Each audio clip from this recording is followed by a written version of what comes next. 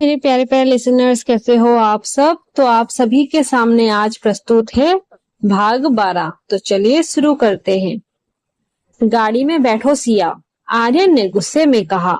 उसने अपनी पिस्तौल अपनी कमर में खोसी। आर्यन रुकिए, गुस्सा मत कीजिए, हम पुलिस को। आर्यन ने गाड़ी स्टार्ट करते हुए चिल्लाया। माया ने मेरी माँ और तुम्हारे भाई को छुआ है। अब कानून नहीं, अब आर्यन रायचंद का इंसाफ होगा। गाड़ी जंगल की पगडंडियों से होती हुई उस पुराने एक गोदाम की तरफ दौड़ी जिसका पता माया ने भेजा था। आर्यन की ड्राइविंग आज रफ्तार के साथ साथ एक अजीब सी नफरत से भरी थी। सिया ने देखा कि आर्यन का एक हाथ स्टीयरिंग पर था और दूसरा बार बार अपनी पिस्तौल को चेक कर रहा था। आर्यन प्लीज, आप फिर से वैसे मत बनिए। मुझे वो वाला आर्यन पसंद है जो अभी नदी किनारे मुस्कुरा रहा था। सिया ने रोते हुए उसका हाथ पकड़ने की कोशिश की। आर्यन ने उसका हाथ छटक दिया। वो आर्यन सिर्फ तुम्हारे लिए है सिया, लेकिन जब बात मेरी माँ और तुम्हारे परिवार की हो तो मैं किसी को भी जिंदा नहीं छोड़ता। इस दुनिया में अगर मेरी मोहब्बत को बचाना है तो मुझे राक्षस बनना ही पड़ेगा। जैसे ही वे गोदाम पहुंचे, आर्यन ने गाड़ी से उतरते ही 2 गोलियां हवा में चलाई। माया, बाहर निकल, अपनी मौत का इंतजार मत कर। अंधेरे गोदाम से तालियों की आवाज आई। माया बाहर निकली। बहुत जल्दी आ गए आर्यन, मुझे लगा था तुम पुलिस को लाओगे। तुम तो अपनी पुरानी आदतों से मजबूर निकले, अकेले और खूंखार। माया ने गोदाम का दरवाजा खोला। अंदर जानकी और सिया का भाई एक कुर्सी से बंधे थे। माया के आदमी उनके सिर पर गन तान कर खड़े थे। अगर एक भी कदम आगे बढ़ाया तो वे दोनों आज का सूरज नहीं देख पाएंगे। माया ने क्रूरता से कहा। आर्यन के चेहरे पर एक डरावनी मुस्कान आई।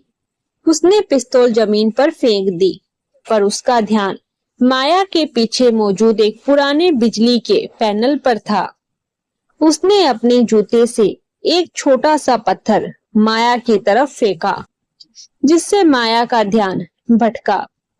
उसी एक सेकंड में आर्यन बिजली की रफ्तार से कूदा और पास रखे लोहे के रोड को माया के आदमी के सिर पर दे मारा। गोदाम के अंदर भागदड़ मच गई। आर्यन एक के बाद एक आदमियों को धूल चटा रहा था। बस बहुत हुआ, अब सब खत्म। सिया ने चिल्लाते हुए माया को धक्का दिया। दोनों के बीच जबरदस्त हाथापाई हुई। सिया ने पहली बार अपनी जान बचाने के लिए माया के चेहरे पर एक भारी लकड़ी का टुकड़ा दे मारा।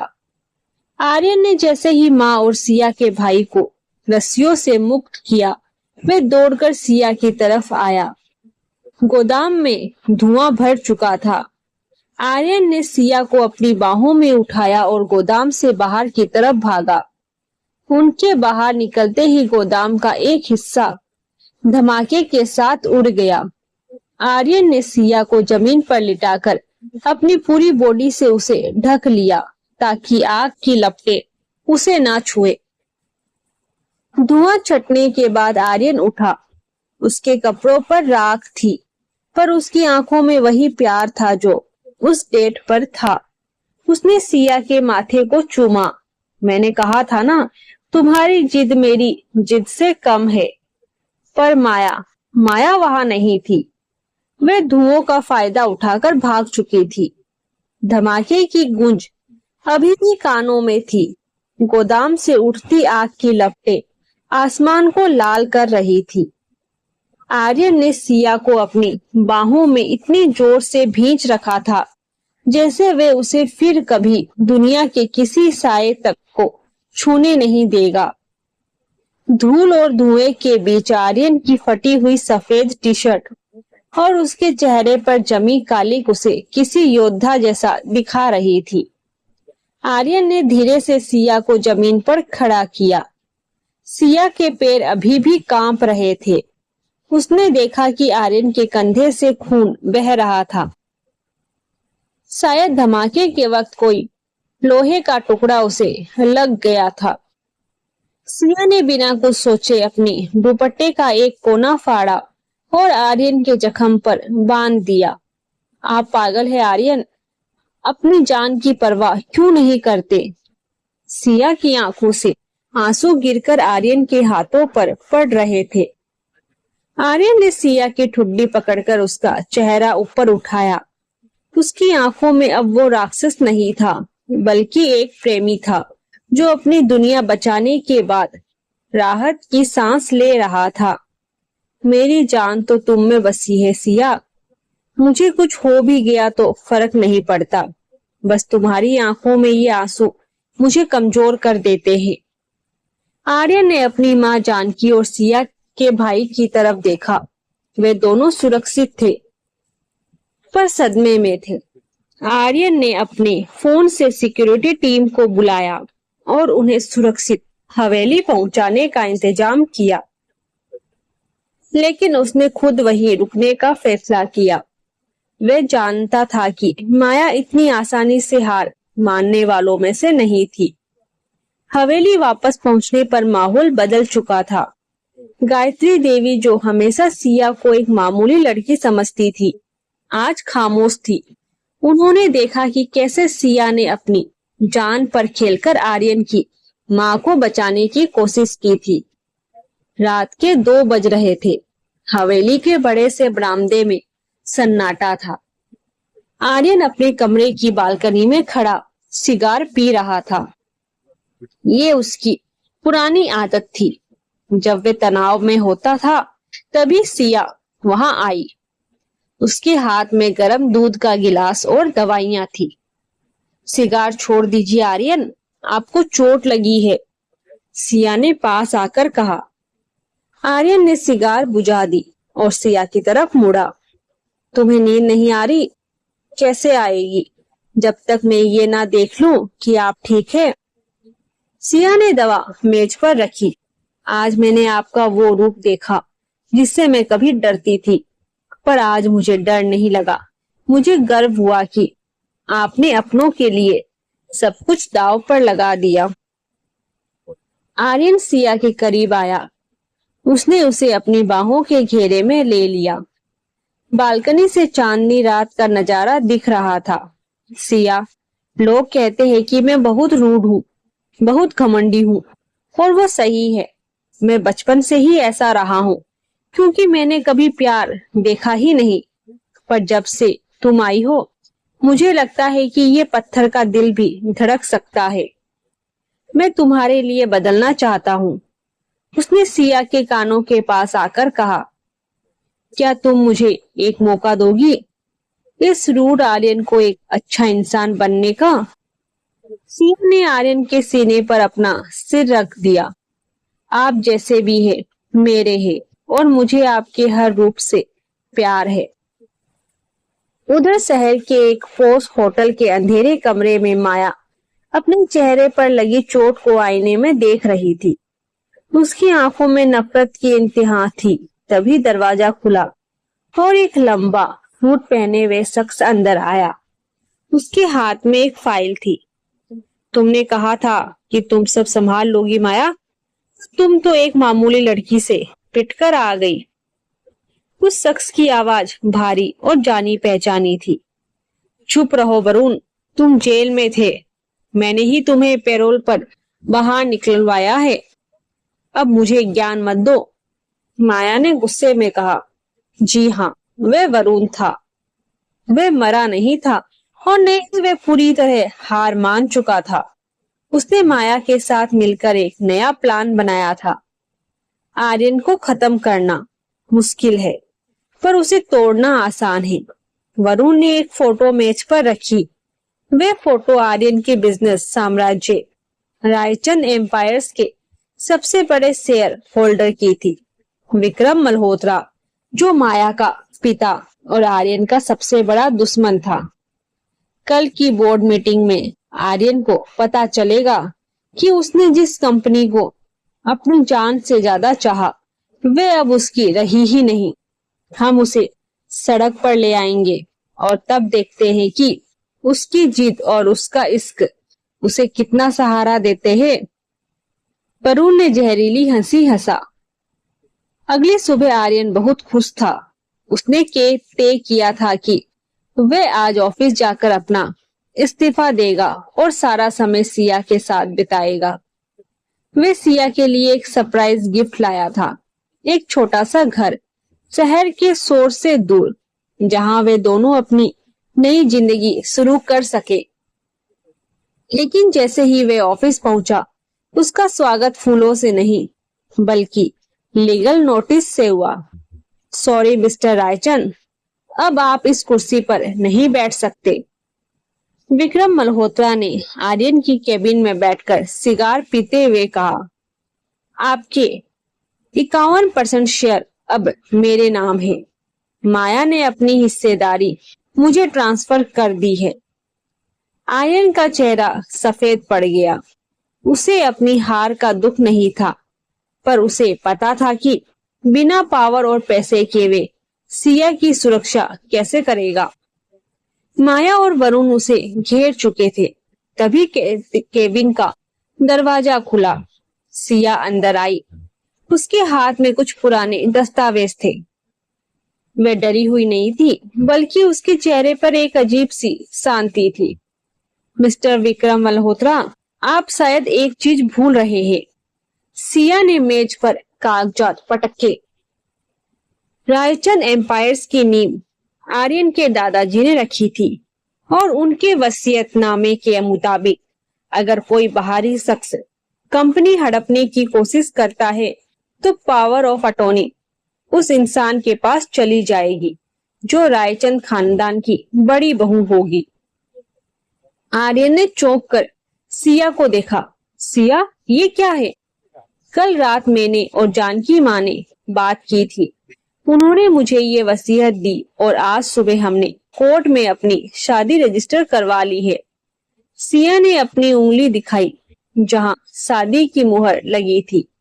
तो मिस्टर विक्रम, तकनीकी रूप से अब इस कंपनी की मालकन मैं हूँ और मैं अपना पहला फैसला सुनाती हूँ। Get out of this office. Aryan की आंखों में गर्व के आंसू आ गए। उसकी भोली सिया अब रायचंद खानदान की ढाल बन चुकी थी। उसने विक्रम का कॉलर पकड़ा और उसे धक्के देकर बाहर निकाल दिया। केबिन में अब सिर्फ आर्यन और सिया थे। आर्यन ने सिया को अपनी बाहों में उठा लिया और पूरे केबिन में गोल गोल घूमने लगा। तुमने तो मेरा सर फक्र से ऊंचा कर दिया मिसेस रायचंद। ऑफिस के केबिन में छाई वो जीत की खामोश गूंज अब एक नई ऊर्जा में बदल चुकी थी। आर्यन ने सिया को जमीन पर उतारा और उसकी कमर से अपनी पकड़ ढीली नहीं की। उसकी आंखों में जो चमक थी वह महज एक बिजनेस डील जीतने की नहीं थी, बल्कि अपनी उस जिद को एक शक्ति में बदलते देखने की थी जिसे उसने कभी सिर्फ नफरत समझा था। आर्यन ने सिया के दोनों हाथों को अपने हाथों में लिया और उन पर लगी पट्टियों को गौर से देखा। तुमने इतना बड़ा कदम उठाने से पहले मुझे बताया तक नहीं। तुम्हें अंदाजा भी है कि विक्रम मल्होत्रा और वरुण कितने खतरनाक हो सकते हैं। तुमने खुद को उनके सीधे निशाने पर ला खड़ा किया है सिया।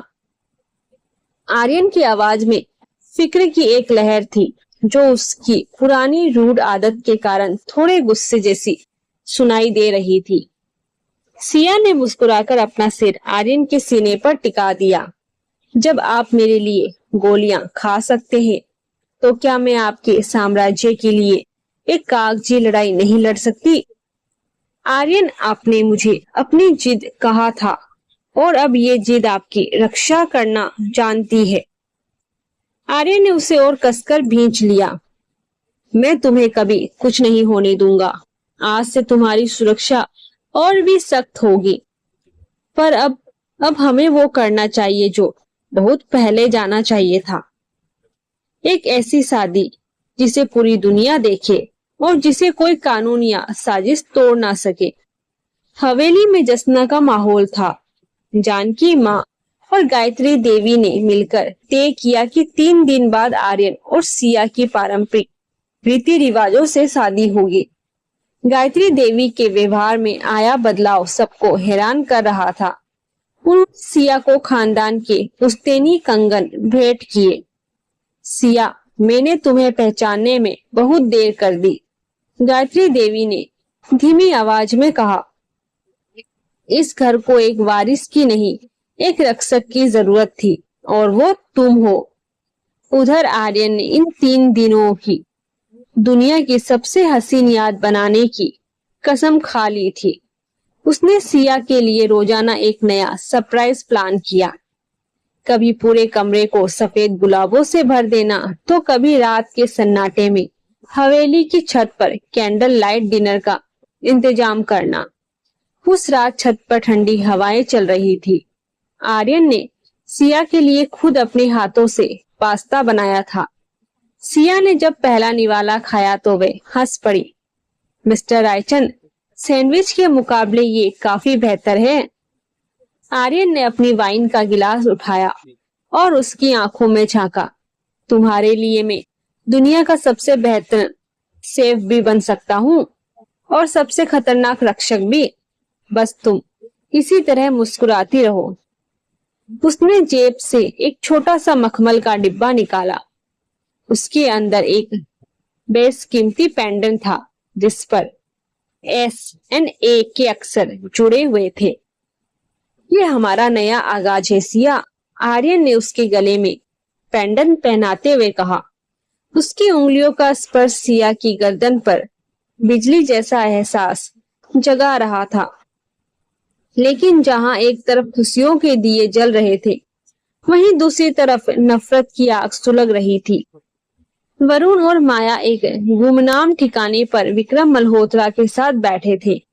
उनके सामने एक पुराना और धूल भरा फाइल खुला था।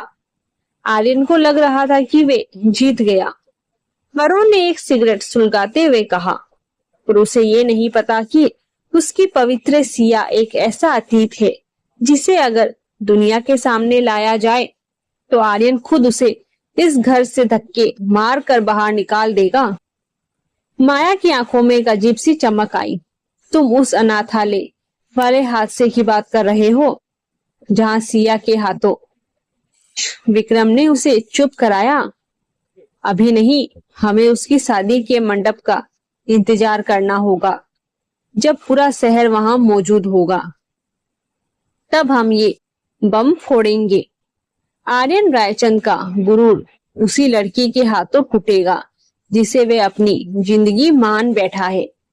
शादी का पहला दिन, हल्दी की रस्म, पूरा घर पीले और सुनहरे रंगों से रंगा था।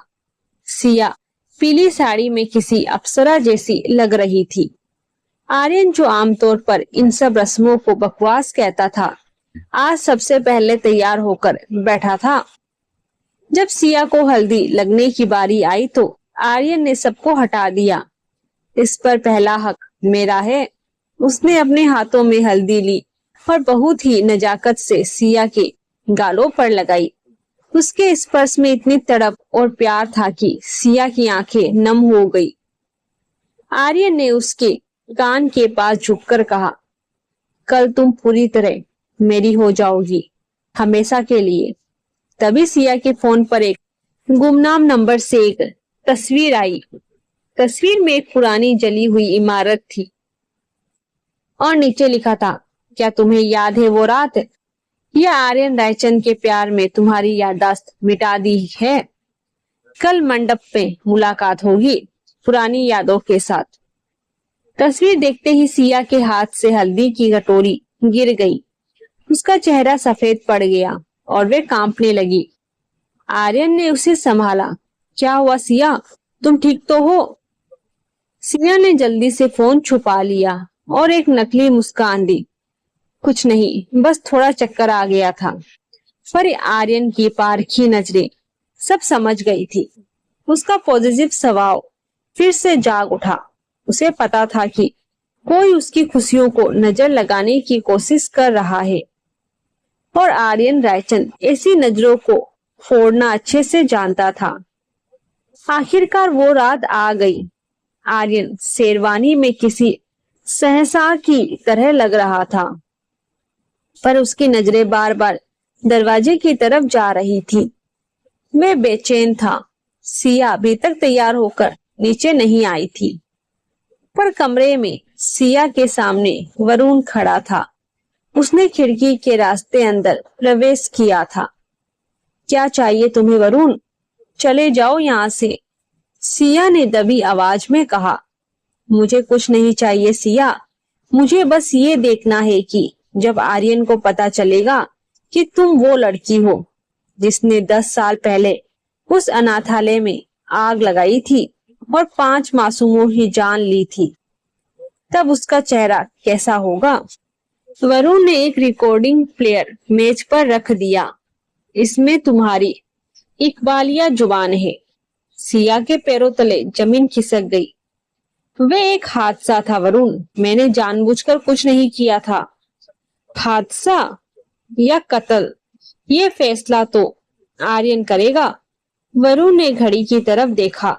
तुम्हारे पास 5 मिनट है, या तो तुम मंडप में जाकर ये सच खुद बताओगी, या मैं ये रिकॉर्डिंग पूरे शहर के सामने चला दूंगा।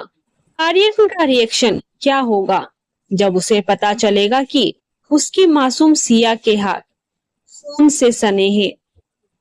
ये देखने के लिए मिलते हैं अगले भाग में। तब तक के लिए राधे राधे।